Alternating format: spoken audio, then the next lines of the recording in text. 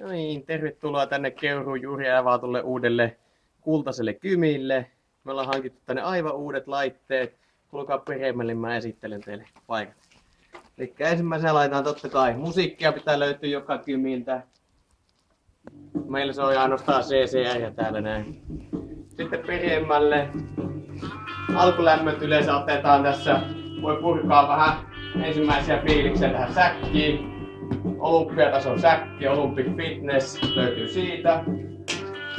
Sitten meillä on yleensä otettu hyppynäru, se on ihan tämmönen mielikuvitushyppynäru, mutta kuitenkin kapulat vaan käteen ja sitten menee.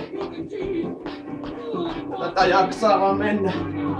Tää on yleensä semmosia vitosen pätkiä, mitä vetää, saadaan vähän hikeä pintaa siinä, niin ja musiikin tahti voi vetää vähän surffia siitä ja noin lähtee. Saan hikipintaa. Sen jälkeen meillä on yhdistelmälaitteet, patsat, pinta, selkälaite. Se on tässä näin. Otetaan tohon vaan ja ruvetaan.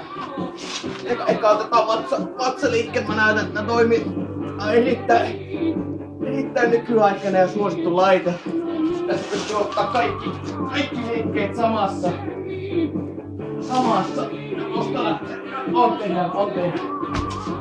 Helposti lähtee. Sen jälkeen kun on saatu nämä aerobiset suoritteet alta pois, ruvetaan ottaa päälihasta eli hauista.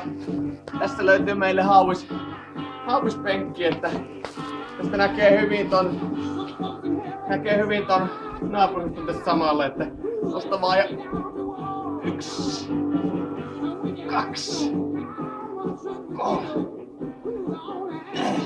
Toista kättä vähän. 1, 2. Et näin meillä uudet laitteet. Tervetuloa vaan käymään.